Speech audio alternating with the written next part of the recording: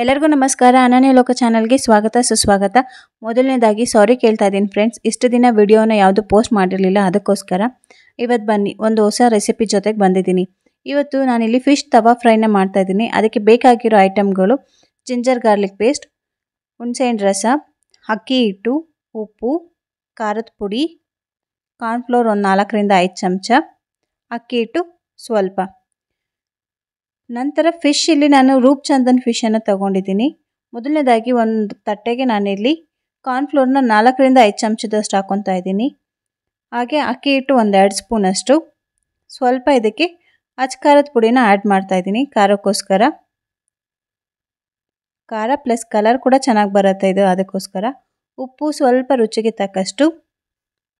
ಇಲ್ಲಿ ಸ್ವಲ್ಪ ಅರಿಶಿನ ಕೂಡ ನಾನು ಹಾಕ್ಕೊತಾ ಇದ್ದೀನಿ, ಒಂದು ಅರ್ಧ ಚಮಚದಷ್ಟು. ನಂತರ ಇದಕ್ಕೆ ನಾನು ಜಿಂಜರ್ ಗಾರ್ಲಿಕ್ ಪೇಸ್ಟ್ ಒಂದು 2 ಸ್ಪೂನಷ್ಟು ಹಾಕ್ಕೊತಾ ಇದ್ದೀನಿ. ಜಿಂಜರ್ ಗಾರ್ಲಿಕ್ ಪೇಸ್ಟ್ ಯಾವಾಗಲೂ ಮನೆಯಲ್ಲಿ ಮಾಡಿರೋದು ಹಾಕ್ಕೊಂಡ್ರೆ ತುಂಬ ರುಚಿ ಚೆನ್ನಾಗಿ ಬರುತ್ತೆ, ಅದಕ್ಕೋಸ್ಕರ ನಾನು ಮನೆಯಲ್ಲೇ ಮಾಡಿ ಹಾಕ್ಕೊತೀನಿ ಯಾವಾಗಲೂ. ನಾನಿಲ್ಲಿ ಹುಣಸೆಹಣ್ಣನ್ನು ಆಗಲೇ ಕಿವುಚಿ ಅದರ ರಸನ ತೆಗೆದು ಇಟ್ಕೊಂಡಿದ್ದೀನಿ. ಆ ರಸನ ನಾನಿಲ್ಲಿ ಮಿಕ್ಸ್ ಮಾಡ್ಕೊತಾ ಇದ್ದೀನಿ. ಮೀನು ಸಾರಿಗೆ ಆಗಲಿ ಫ್ರೈಗೆ ಆಗಿರಲಿ ಈ ರೀತಿ ಹುಣಸೆಹಣ್ಣು ರಸ ಹಾಕ್ಕೊಳ್ಳೋದ್ರಿಂದ ಟೇಸ್ಟು ತುಂಬ ಚೆನ್ನಾಗಿ ಬರುತ್ತೆ. ಕೆಲವೊಬ್ಬರು ನಿಂಬೆಹಣ್ಣನ್ನು ಕೂಡ ಯೂಸ್ ಮಾಡ್ತಾರೆ, ನಂತರ ಮೊಸರನ್ನು ಕೂಡ ಯೂಸ್ ಮಾಡ್ತಾರೆ.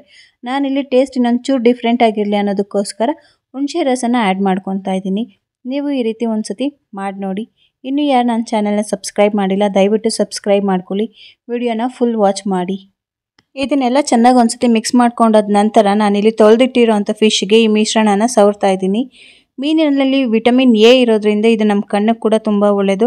ಅಲ್ಲದೆ ಇದರಲ್ಲಿ ಒಮೆಗಾ 3 ಮತ್ತು ಒಮೆಗಾ 6 ಫ್ಯಾಟಿ ಆ್ಯಸಿಡ್ ಇರೋದ್ರಿಂದ ಇದು ನಮ್ಮ ದೇಹಕ್ಕೆ ಮತ್ತು ಕೂದಲಿಗೂ ಕೂಡ ತುಂಬ ಹೆಲ್ಪ್ ಮಾಡುತ್ತೆ. ಕೂದಲು ಉದುರೋದು ಕಡಿಮೆ ಆಗುತ್ತೆ, ಕೂದಲು ಚೆನ್ನಾಗಿ ಬೆಳೆಯುತ್ತೆ ಕೂಡ. ಇದೆಲ್ಲ ಸವರಾದ ನಂತರ ಇದನ್ನು ಸ್ವಲ್ಪ ನೆನೆಯೋದಕ್ಕೆ ಬಿಡಬೇಕಾಗತ್ತೆ. ಅಂದರೆ ಫ್ರಿಜ್ನಲ್ಲಿ ಸ್ವಲ್ಪ ಗಂಟೆಗಳ ಕಾಲ ಇಡಬೇಕಾಗತ್ತೆ, ಒಂದು 2 ಅವರ್. ಇದನ್ನು ಫ್ರಿಜ್ಜಲ್ಲಿ ಇಟ್ಟರೆ ಚೆನ್ನಾಗಿ ಮಸಾಲೆ ಕೂಡ ಇಟ್ಕೊಂಡಿರುತ್ತೆ. ಫಿಶನ್ನು ತಿನ್ನೋದು ನಮ್ಮ ಹಾರ್ಟ್ಗೂ ಕೂಡ ತುಂಬ ಒಳ್ಳೆಯದು, ಯಾಕಂದರೆ ಇದರಲ್ಲಿ ಲೋ ಕೊಲೆಸ್ಟ್ರಾಲ್ ಇದೆ, ಅದಕ್ಕೋಸ್ಕರ. ಆಗಲೇ ಕಲಸಿಟ್ಟಿರೋ ಅಂಥ ಮೀನನ್ನು ನಾನು ಫ್ರಿಜ್ಜಲ್ಲಿ 1-2 ಅವರ್ಸ್ ಇಟ್ಟಿದ್ದೆ, ಮಸಾಲೆ ಎಲ್ಲ ಚೆನ್ನಾಗಿ ಸೆಟ್ ಆಗಲಿ ಅನ್ನೋದಕ್ಕೋಸ್ಕರ.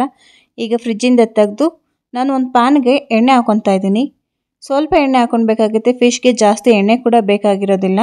ನಾವು ಇದನ್ನು 2 ರೀತಿಯಲ್ಲೂ ಕೂಡ ಮಾಡ್ಬೋದು. ಒಂದು ತವಾ ಫ್ರೈ ಕೂಡ ಮಾಡ್ಬೋದು, ಜಾಸ್ತಿ ಎಣ್ಣೆ ಹಾಕಿ ಕಬಾಬ್ ರೀತಿ ಕೂಡ ಮಾಡ್ಬೋದು. ಈ ರೀತಿ ಕಡಿಮೆ ಇಂಗ್ರೀಡಿಯೆಂಟ್ಸ್ ಯೂಸ್ ಮಾಡಿ ಕೂಡ ಒಂದು ಸತಿ ಮನೆಯಲ್ಲಿ ಟ್ರೈ ಮಾಡಿ ನೋಡಿ, ತುಂಬ ಚೆನ್ನಾಗಿ ಟೇಸ್ಟ್ ಕೂಡ ಬರುತ್ತೆ, ನೀವು ಇಷ್ಟಪಟ್ಟು ತಿಂತೀರಾ. ಇದನ್ನು ಆದಷ್ಟು ಕಡಿಮೆ ಊರಿನಲ್ಲೇ ಫ್ರೈ ಮಾಡಬೇಕಾಗತ್ತೆ, ಇಲ್ಲಾಂದರೆ ಸೀದೋಗೋ ಚಾನ್ಸಸ್ ಇರುತ್ತೆ. ಅದಕ್ಕೋಸ್ಕರ ನಾನು ಕಡಿಮೆ ಊರಿನಲ್ಲೇ ಫ್ರೈ ಮಾಡ್ಕೊತಾ ಇದ್ದೀನಿ. ಫಿಶನ್ನು ನಾವು ಯಾವಾಗಲೂ ಕಡಿಮೆ ಉರಿ ಇಟ್ಕೊಂಡೆ ಫ್ರೈ ಮಾಡ್ಕೊಳ್ಬೇಕಾಗುತ್ತೆ, ಯಾಕಂದರೆ ಮೇಲ್ಗಡೆ ಮಸಾಲೆ ಬೆಂದಿರುತ್ತೆ, ಒಳಗಡೆ ಮೀನು ಸ್ವಲ್ಪ ಹಸಿಯಾಗೇ ಇರುತ್ತೆ. ಅದಕ್ಕೋಸ್ಕರ ನಾವು ಕಡಿಮೆ ಊರಿನಲ್ಲೇ ಬೇಯಿಸೋದ್ರಿಂದ ಮಸಾಲೆ ಪ್ಲಸ್ ಫಿಶ್ ಎರಡೂ ಚೆನ್ನಾಗಿರುತ್ತೆ. ನೋಡಿದ್ರಾ, ಟೇಸ್ಟಿಯಾದ ಫಿಶ್ ತವಾ ಫ್ರೈ ರೆಡಿ ಆಗಿದೆ ಸವಿಯಲು.